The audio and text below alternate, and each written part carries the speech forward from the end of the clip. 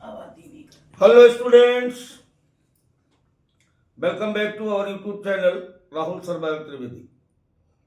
तो बच्चों, इस चैप्टर में हम लोग काफ़ी आगे निकल आए हैं।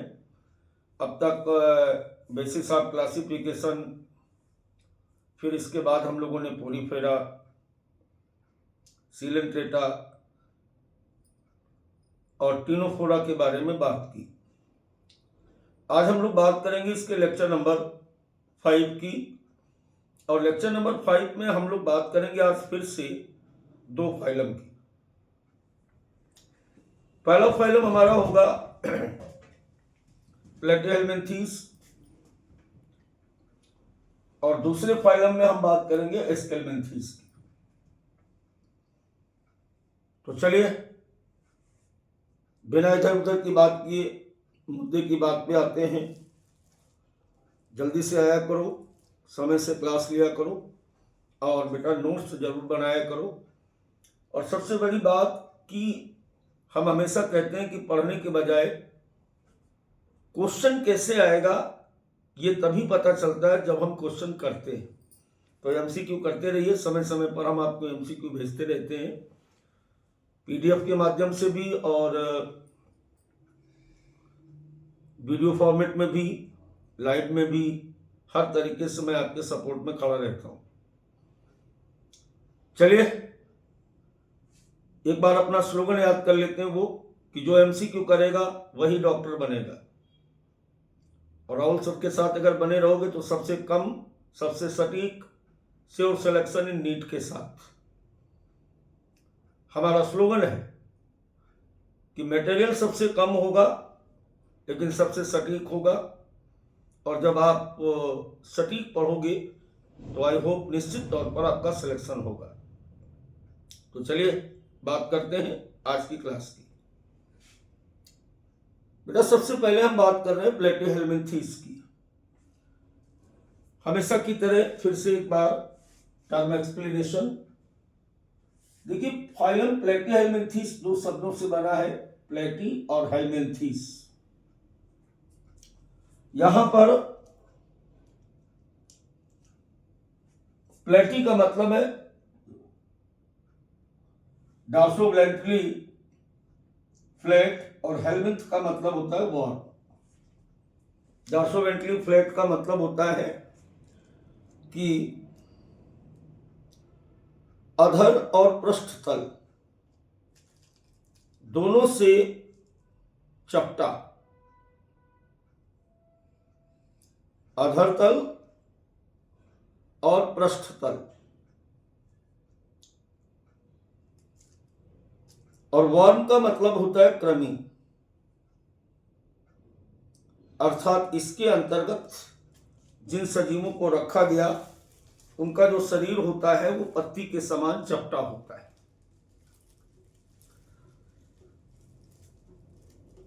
पत्ती के समान चपटे से मतलब कैसा हो गया? इनका बॉडी जो होता है वो इस प्रकार से ऐसे लीफ लाइक फ्लैटेंड, ऐसे।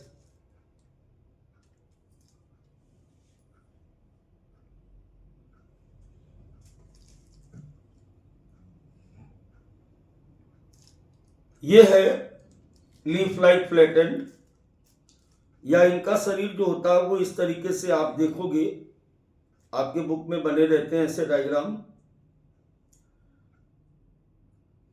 ऐसे ये पत्ती के समान ऐसे जो चपटे जंतु थे उनको इस फाइलम के अंतर्गत रखा गया।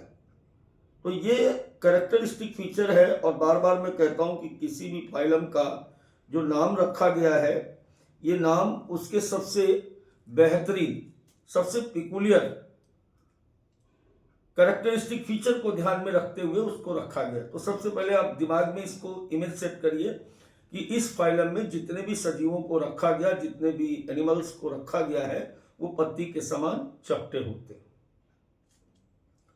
अब कुछ वही पुरानी बातें जो शुरू से चली आ रही हैं कि इसकी सिमेट्री कैसी होती है, इसका एम्ब्रियोनिक कैसा होता है, सीलोम कैसी होती है, इसमें ऑर्गेनाइजेशन कैसा होता है, इन पर बात कर लेते हैं।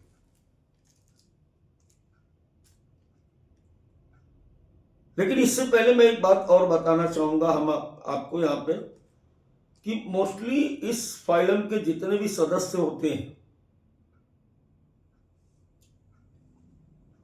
वो इंडो पैरासाइट होते हैं।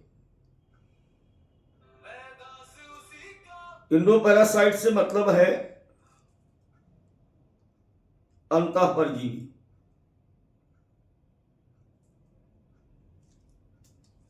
पेट में बड़े बड़े कीड़े निकलते हैं ना, एस्कैरिस नाम सुना होगा। तो ये शरीर के अपने होस्ट की बॉडी के अंदर की तरफ रहते हैं। इवन ह्यूमन बींग्स भी इसका होस्ट होता है, मनुष्य भी इसकी चपेट में आता बेटा। चलिए अब वही बातें जो हम कह रहे थे आपसे एक बार, कि सिमेट्री, अब तक तो हिंदी समझ गए ना, सिमेट्री की हिंदी सममित कितनी बार बताई जाए, कैसी है इनकी सिमेट्री होती है बायलैटरल। अगर हम एम्ब्रियोनिक लेयर की बात करें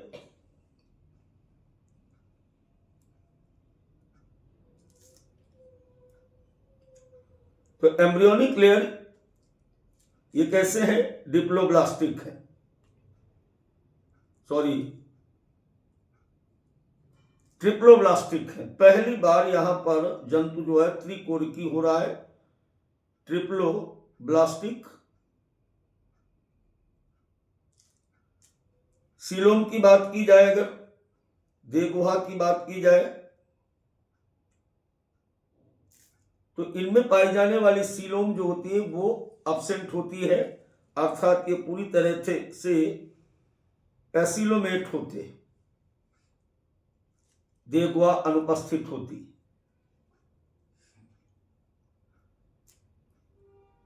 अगर शारीरिक संगठन की बात करें, ऑर्गेनाइजेशन की बात करें,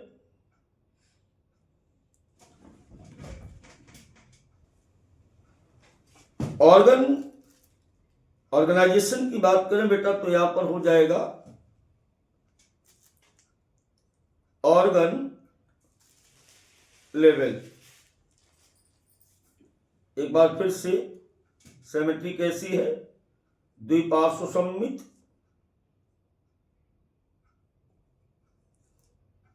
त्रिस्तरी, अगुही और अंग स्तर का शरीर पाया जाता है। अब जैसे कि मैंने आपको बताया यहां पर अभी भी, कि इस फाइलम के जो जंतु होते हैं वो कैसे होते, पैरासाइट होते, इंडो पैरासाइट होते हैं। तो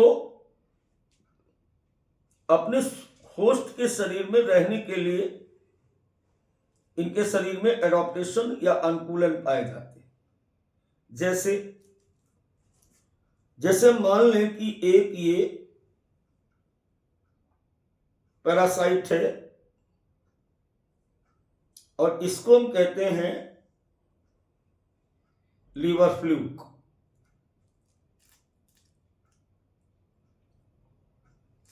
अब ये अपने परजीवी जीवन के लिए सबसे पहले तो इस पे बाहर की तरफ ये एक क्यूटिकल की मोटी परत पाई जाती है,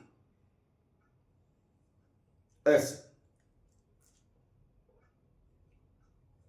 क्यूटिकुलर लेयर।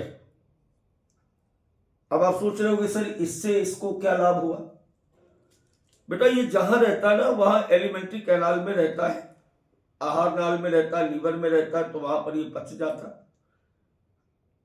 हमारे डाइजेस्टिव जूस जो होते हैं वो इसको डाइजेस्ट कर देते। तो ये क्यूटिकल की लेयर जो होती है ये इसको अनडाइजेस्टेबल बनाती है।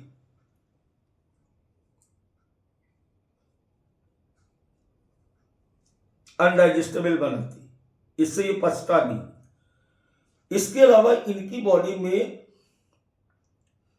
ये सकर्स पाए जाते हैं,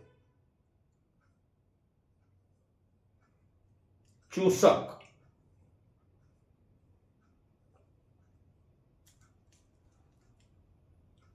वो जैसे बच्चों को दवा पिलाने वाला नहीं होता है, उसको अपन गाल पे चिपका लेते हैं, ऐसे वैक्यूम क्रिएट करता हो, ठीक इसी प्रकार से ये अपने सकर्स के द्वारा होस्ट की बॉडी में चिपक जाते हैं। ऐसे एनसीईआरटी लिखती है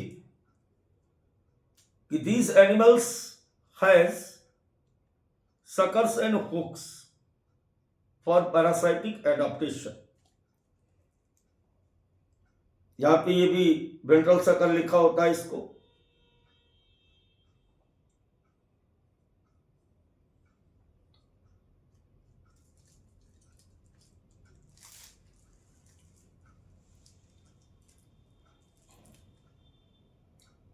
इसी तरीके से अगर हम एक और एग्जाम्पल यहां पे देखें टेनियासोलियम का, तो उसकी बॉडी में देखो ये सकर्स पाए जा रहे हैं इस तरीके से, ये सकर्स इनके द्वारा ये चिपकता है, और इस तरीके से ये हुक्स भी पाए जाते हैं, ये हुक्स और ये सकर्स। तो सकर्स, हुक्स और इनके शरीर के बाहर पाई जाने वाली जो क्यूटिकल की लेयर होती है, उसके द्वारा ये अपने होस्ट या पोषण के शरीर में स्पष्ट रूप से चिपके रहते, वहां से भागते नहीं है, अनुकूलन पाया जाता है। एक बात और, अब आपको लग रहा होगा कि जैसे ये टेनियासोलियम है, ये ऐसे खंडित शरीर का होता है, ऐसे ऐसे सेगमेंट्स पाए जाते बॉडी में। तो सर आपने जब इसको सकर्स बता दिया, इसको भी सकर्स बता दिया, इसको भी सकर्स बता दिया, तो इनके मुंह तो है ही नहीं, तो जब माउथ नहीं तो ये भोजन कैसे लेते? बेटा इनका पूरा शरीर जो होता है वो कहीं से भी भोजन ले सकता है, ये इनकी बहुत खास बात है। कहीं से भी, ये माउथ नहीं, बॉडी का पूरा शरीर जो है वो कहीं से भी भोजन ले सकता है, absorb nutrients from the host directly through body surface. क्या मैंने बोला?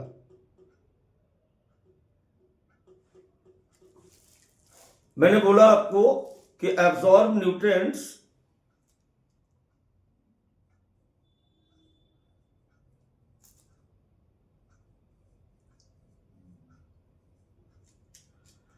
from the host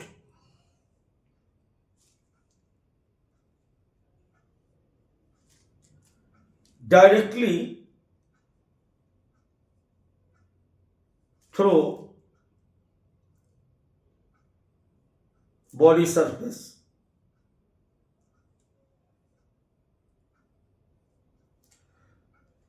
माउथ नहीं है, पूरे शरीर से कहीं से भी भोजन ले लेते। एक खास बात और इस फाइलम की,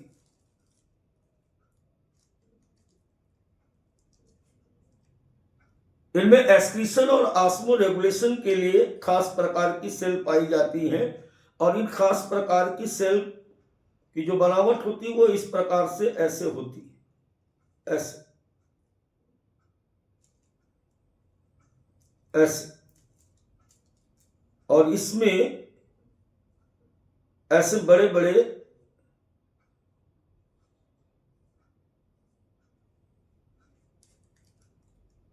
धागे जैसी रचनाएं होती, जिसकी वजह से इसको हम कहते हैं फ्लेम सेल या ज्वाला कोशिकाएं।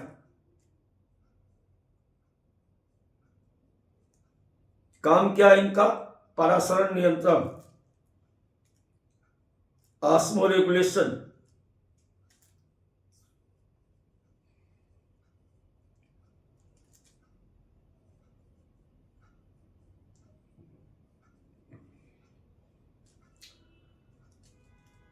और साथ ही साथ बेटा ये एक्सक्रीशन का भी काम करती है, उत्सर्जन। I think my point is clear now. अब अगर इनके हम प्रजनन की बात करें, रिप्रोडक्शन की बात करें, तो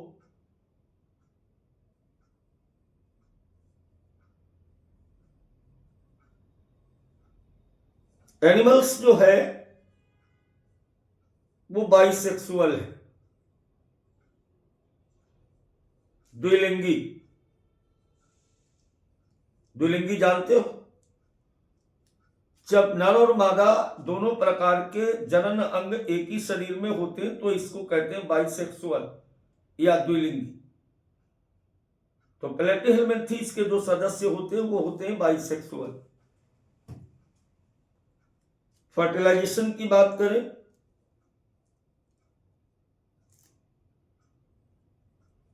निषेचन कैसा होता है? इंटरनल, आंतरिक होता है। एक भी क्वेश्चन अगर इधर उधर हो जाए तो बता देना। आप कहीं भी पढ़ते हो, ऑफलाइन किसी कोचिंग के हो, कोई भी टेस्ट पेपर, कोई भी मॉड्यूल लगा रहे हो, इससे बाहर नहीं जाने वाला है। मैं यहां से यूट्यूब के माध्यम से कहना चाहूंगा इस बात को दावे के साथ। बस आप ये लाइनें याद रखें, रटें, कुछ चीजें याद रखी जाती। फर्टिलाइजेशन के बाद अगला क्वेश्चन बनता है डेवलपमेंट, यानी भ्रूणी परिवर्धन कैसा होता है।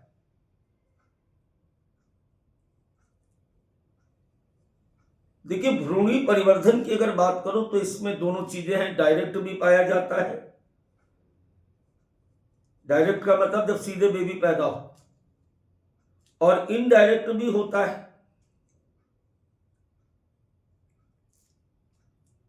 इनडायरेक्ट कब माना जाएगा? जब लार्वा बनेगा। लार्वा क्या होता है? कम विकसित एडल्ट होता है जिसके फीचर एडल्ट जैसे नहीं होते। एक ऐसी अवस्था कुछ सजीवों में पाई जाती है। किसी ने पूछा लार्वा किसे कहते हैं? जैसे अपने यहां मानव का बच्चा पूर्ण विकसित पैदा होता है, लेकिन कुछ सजीवों में ऐसा नहीं होता है। कम विकसित बच्चा पैदा होता है जिसके फीचर एडल्ट से मैच नहीं करते। बाद में मेटामॉर्फोसिस होती, कायांतरण होता है जिसके फलस्वरूप वो एडल्ट में चेंज होता है। तो ये जो बीच की अवस्था आती है इसे हम कहते हैं लार्वा, और जिनमें लार्वा बनता है उसको कहते हैं कि ये इनडायरेक्ट डेवलपमेंट है, या हिंदी में क्या कहेंगे याद नहीं। अब बात करें इसके चलते चलाते इस फाइलम का लास्ट पॉइंट जिस पर हम बात करेंगे वो होते हैं बेटा इसके एग्जाम्पल। तो अब इसके एग्जाम्पल की बात कर रहे थे हम, तो इसका सबसे पहला एग्जाम्पल है प्लेनेरिया। इस पर एक बार बार क्वेश्चन पूछा जाता है कि सबसे ज्यादा रीजनरेशन पावर किस, पुनरुद्भवन सबसे ज्यादा रीजनरेशन किस में होता है? तो बेटा प्लेनेरिया जो है सो हाई रीजनरेशन पावर,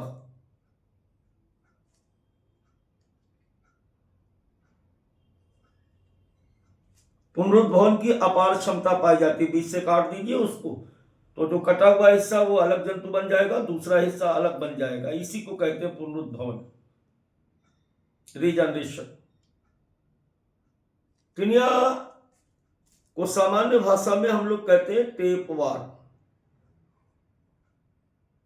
या फीताकृमि।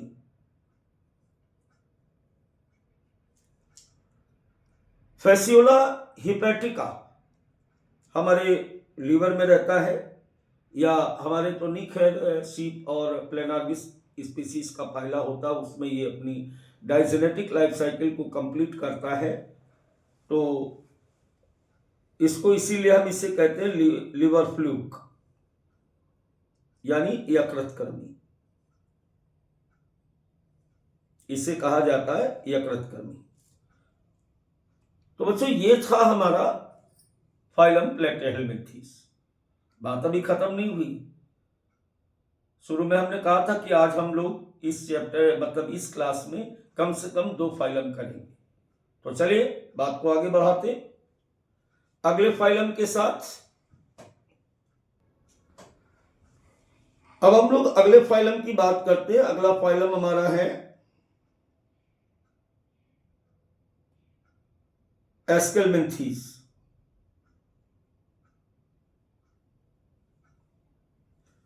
एस्केलमेंथीज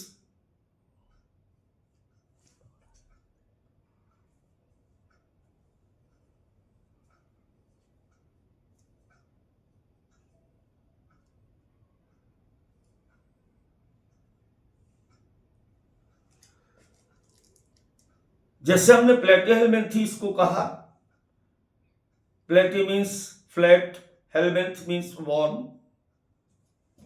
इसके पहले मैंने बात की थी सीलेंट्रेटा की सील प्लस इंट्रॉन, पोरी प्लस फेरा। ऐसे बेटा ये वाला भी 2 अलग अलग शब्दों से मिलकर के बना। एक शब्द होता है एस्कोस,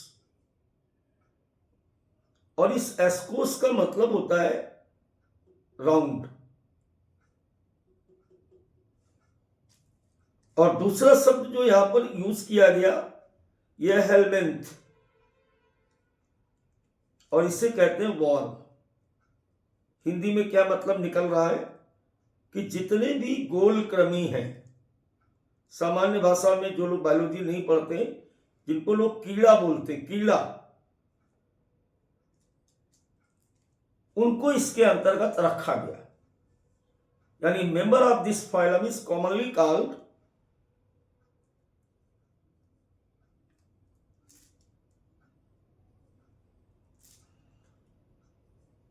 राउंड वॉर्म, गोलक्रमी कहते। अब गोलक्रमी कैसे कहते हैं, ये देखने में कैसे होते हैं, चलो देख लो। ये इस प्रकार से ऐसे आपको दिखाई देते हैं, ऐसे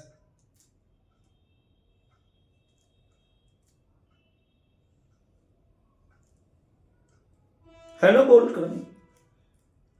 एस्केरिस बना हुआ है जो इसका सबसे फेमस मेंबर है।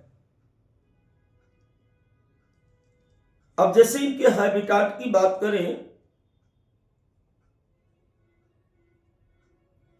सबकी मैंने हैबिटाट की बात की।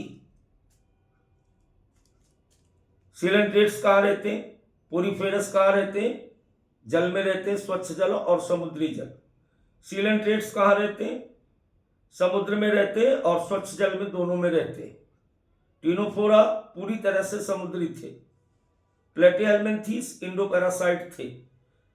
एस्केलमेंथीस के मेंबर का घर कहां पे है, कहां पे ये रहते हैं?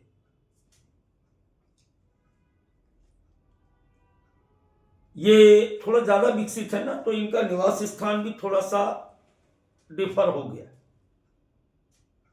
बोले तो ये स्वतंत्र जीवी भी है, फ्री लिविंग, स्वतंत्र जीवी, मिट्टी वगैरह में पाए जा सकते। एक्वेटिक भी है, जल में भी पाए जाते हैं।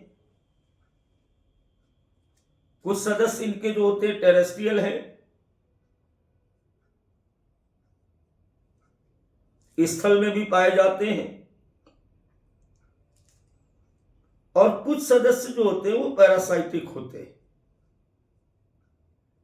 अर्थात परजीवी होते हैं।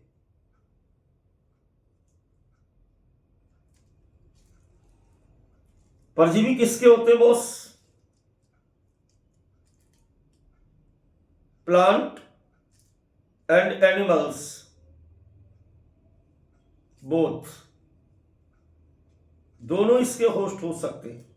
ये पौधों के भी परजीवी होते हैं और ये जंतुओं के भी परजीवी होते हैं। तो एक बार फिर से हम बात कर रहे थे कि थोड़ा सा ज्यादा विकसित हो गई प्लेटिहेलमिन्थीस की तुलना में, तो इनका निवास स्थान थोड़ा वेरी कर रहा है। अलग अलग भिन्न भिन्न स्थानों पर पाए जा रहे हैं, जैसे फ्री लिविंग स्वतंत्र जीवी, एक्वाटिक जल में भी पाए जाते हैं कुछ मेंबर, टेरेस्ट्रियल स्थलीय, पैरासाइटिक कुछ मेंबर परजीवी भी होते हैं। और ये परजीविता ये अपने पौधों और जंतुओं दोनों में पूरी करते हैं। इंट्रोडक्टरी बात खत्म होने के बाद अगर बात की जाए वही पुराने क्वेश्चन, देखो क्लासिफिकेशन के जो बेसिस थे उनको आप नहीं भूल सकते हो, वो तो आपको याद करना ही पड़ेगा। तो अगर पहली क्लास को आप ईमानदारी से देख लेते तो ये बार बार हमें लिखने की जरूरत नहीं होती। पहला पॉइंट हमेशा की तरह लेवल ऑफ ऑर्गेनाइजेशन,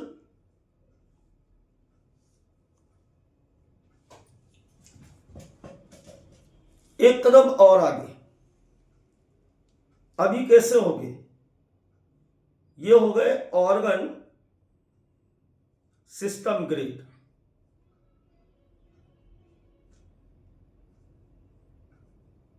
मतलब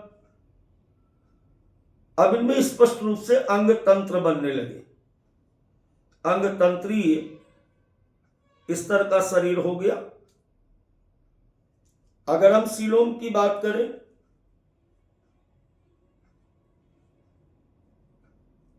तो सीलोम अभी प्लेटिया हेलमिन्थीस में कैसी थी कल, एसिलोमेट थे, ये कैसे हो गए, ये हो गए बेटा स्यूडोसिलोमेट। स्यूडोसिलोमेट में क्या बताया था मैंने बताया था कि इक्टोडर्म और इंडोडर्म के बीच ये स्कैटर्ड पाउच पाए जाते हैं।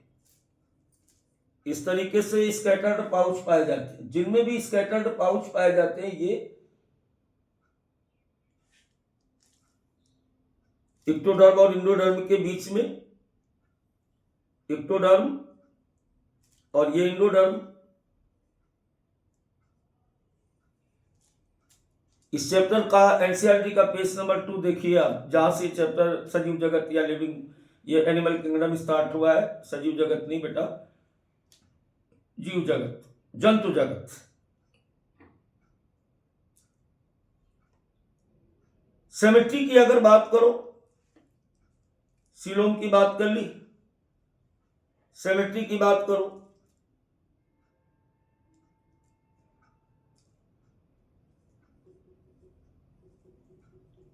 तो कैसी हो गई, बाइलेटरल, द्विपार्श्व सममिति।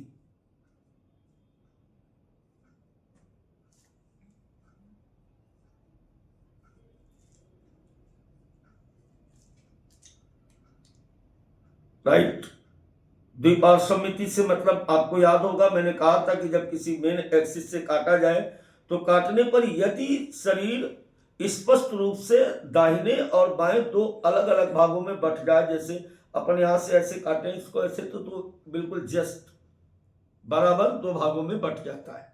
और सिमेट्री हमेशा बाहर से देखी जाती है, अंदर से नहीं देखते। डाइजेस्टिव पैटर्न की बात करो तो एलिमेंट्री कैनाल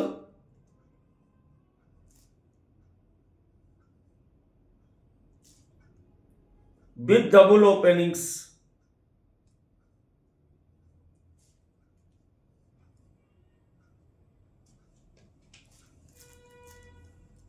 स्पष्ट रूप से इनमें माउथ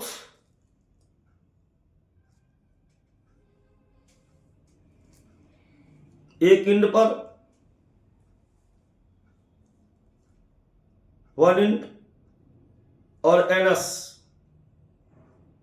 अदर इंड पर पाया जाता है।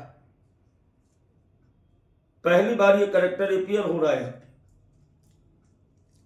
और खास बात की जो मतलब एलिमेंट्री कैनाल है उसमें एक मस्कुलर फेरिंग्स पाई जाती,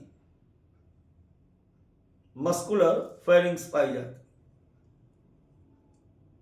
अभी मैं बना के दिखाता हूं आपको। अब जैसे ये हम मान लेते हैं कि ये हमारा एस्कैरिस है, ऐसे ऐसे एस्कैरिस है, ये एस्कैरिस के यहां पर ये माउथ,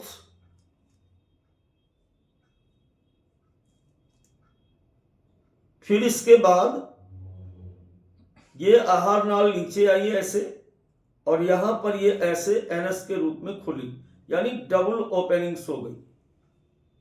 ये यहां पे ऐसे खुल रही है इस तरीके से तो एक ओपनिंग माउथ और दूसरी ओपनिंग्स जो होती है वो एनस होती है। और यहां पर ये जो पाया जा रहा है इसको कहते हैं हम लोग मस्कुलर फेरिंग्स।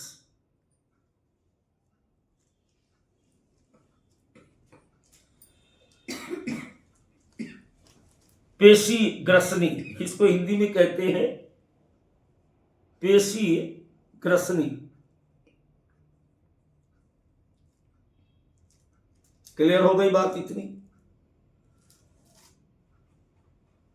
अब अगर इनके रिप्रोडक्शन की बात करें,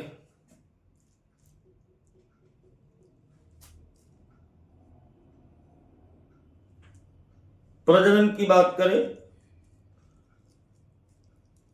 तो इससे पहले जब हमने प्लेटिहेल्मिन्थीस में ये बात की थी तो हमने आपसे कहा था कि एनिमल्स आर बाइसेक्सुअल, लेकिन ये जंतु जो होते हैं बेटा ये होते हैं मोनोसेक्सुअल। मोनोसेक्सुअल का मतलब एक लिंगी, और एक लिंगी का मतलब होता है जब नर और मादा प्रजनन अंग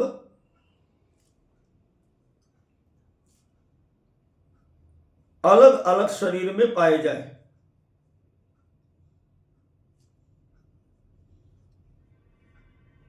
जैसे हम लोग भी एक लिंगी हैं, हमारे यहां भी मादाएं अलग होती हैं, फीमेल्स और मेल्स अलग होते।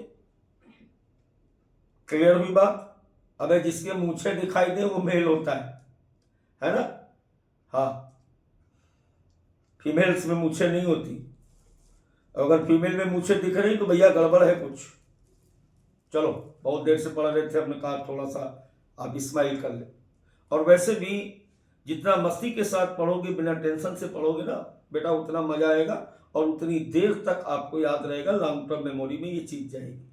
कभी भी टेंशन लेके पढ़ाई मत करो, हंसते रहिए, मस्त रहिए और व्यस्त रहिए। व्यस्त कहाँ रहना है? अपनी पढ़ाई में व्यस्त रहना है। तो नर और मादा प्रजनन अंग अलग अलग शरीर में पाए जाते। तो जैसे हमने क्या कहा कि जिसके मूछे हो तो अलग पहचाना जाएगा, ऐसे इसमें भी अलग अलग पहचान है।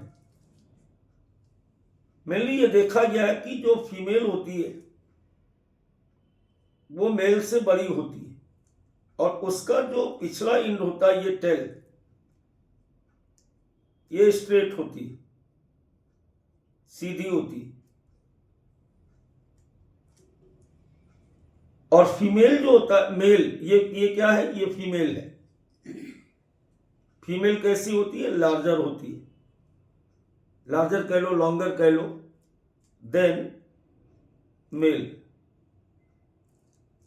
और अगर मेल की बात करो तो मेल बेचारा छोटा होता है इस तरीके से, और उसमें पूंछ भी उसकी टेढ़ी होती है ना। मेल हमेशा मार खाता है ना, इसलिए ये छोटा भी है। ये क्या है? ये मेल है, स्मॉलर देन फीमेल। तो इस तरीके से बड़ी आसानी से हम देख के पहचान सकते हैं कि ये मेल है, ये फीमेल है, ये मेल है। इसकी टेल कैसी है?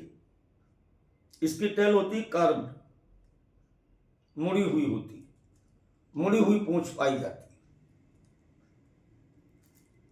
देखो हर फाइलम में वही बार बार करेक्टर हैं। अब देखो अगला करेक्टर क्या है कि इनमें फर्टिलाइजेशन कैसा होता है। तो फर्टिलाइजेशन की अगर बात करो तो फर्टिलाइजेशन होता है इंटरनल, आंतरिक। आंतरिक फर्टिलाइजेशन का मतलब ये होता है बेटा, जैसे ह्यूमन बींग्स में होता है कि सीमेन को या स्पर्म को फीमेल की बॉडी के अंदर ड्रॉप किया जाए और वहां पर फीमेल की बॉडी के अंदर जो एग होते हैं वहां पर फ्यूजन हो, तो इसको कहते हैं इंटरनल फर्टिलाइजेशन। और एक्सटर्नल फर्टिलाइजेशन का मतलब होता है जब फीमेल के द्वारा अंडों को शरीर से बाहर निकाल दिया जाए और फिर उस पर मेल के द्वारा स्पर्म या सीमेन को ड्रॉप किया जाए। तो फर्टिलाइजेशन अगर आउटसाइड ऑफ बॉडी होता है फीमेल की तो एक्सटर्नल फर्टिलाइजेशन, और जैसे ह्यूमन बींग्स में होता है इनसाइड ऑफ द बॉडी तो इसको इंटरनल फर्टिलाइजेशन कहते हैं। ठीक है, फिर वही बात आ गई कि डेवलपमेंट कैसा है। तो अगर डेवलपमेंट की बात करो, भ्रूणी परिवर्धन की हम लोग बात करते हैं, तो बेटा डायरेक्ट भी होता है और बेटा इनडायरेक्ट भी होता है। इनडायरेक्ट होगा तो लार्वा क्या होगा, फॉर्म करेगा, फॉर्म लार्वा बनेगा, और डायरेक्ट में no larval stage, no larva. Subject को पकड़ना जिस दिन सीख जाओगे उस दिन मजा आने लगेगा, और वही घूम फिर के हर चैप्टर में हर उससे वही बार बार होता है। रटो नहीं, समझने की कोशिश करो। चलिए अब बात कर लेते हैं इसके एग्जाम्पल की। इसके अंतर्गत कौन कौन से जंतु आते हैं, तो बड़ी देर से हम बात कर रहे थे। एक सबसे फेमस एनिमल्स के इस फाइलम की एस्कैरिस, पूरा नाम एस्कैरिस लुम्ब्रिकॉइड, और कॉमन नेम इसका जो होता है वो होता है राउंड वॉर्म, गोल कृमि। एक और जंतु इसके अंतर्गत आता है बुचरेरिया।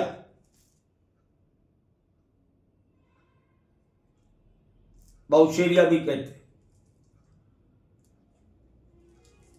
कभी कभी किसी का पैर देखा होगा बड़ा मोटा सा होता है, उसको हाथी पांव कहते हैं, एलिफेंटियसिस कहते हैं, कुछ लोग फील पांव भी कहते हैं, पील पांव भी कहते हैं। वो यही फैलाता है। उस रोग का असली नाम होता है फाइलेरिया। तो बाउशेरिया बैंक्राफ्टी के द्वारा इस रोग को फैलाया जाता है, इसलिए इसको सामान्यतः हम कहते हैं फाइलेरियल वॉर। तो ऐसी चीजें याद करनी पड़ेंगी आपको। एक और इसमें एनसीईआरटी ने दिया हुआ है एंकाइलोस्टोमा। एंकाइलोस्टोमा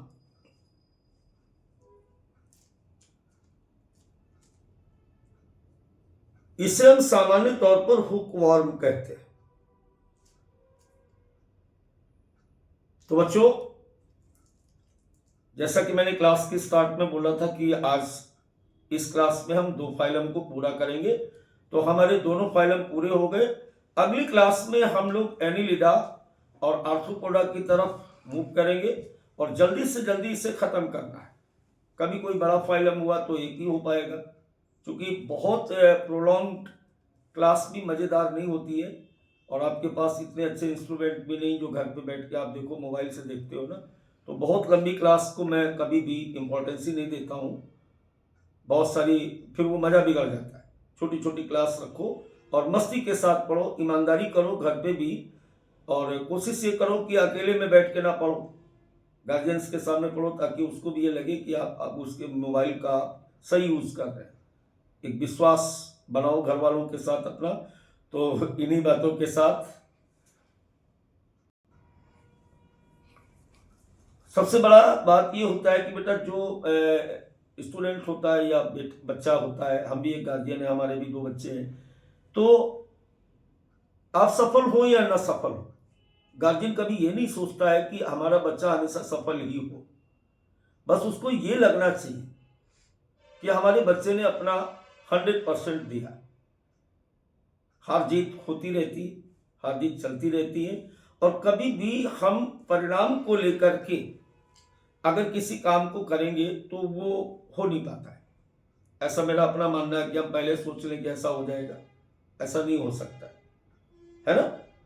तो हमें करना क्या है कि कोशिश यही करो कि गार्जियन के साथ बैठ के पढ़ो, ताकि वो आपको ये ब्लेम ना करें कि मोबाइल तो लेता है पढ़ने के लिए लेकिन पढ़ता नहीं है।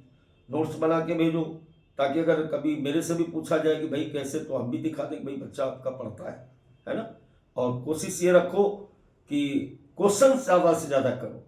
तो एक बार फिर से हम अपने स्लोगन को दोहराएंगे, क्या कि सबसे कम सबसे सटीक civil selection in NEET, Rahul sir के साथ फिर मिलते हैं अगली क्लास में। तब तक के लिए गुड नाइट, बाय बाय।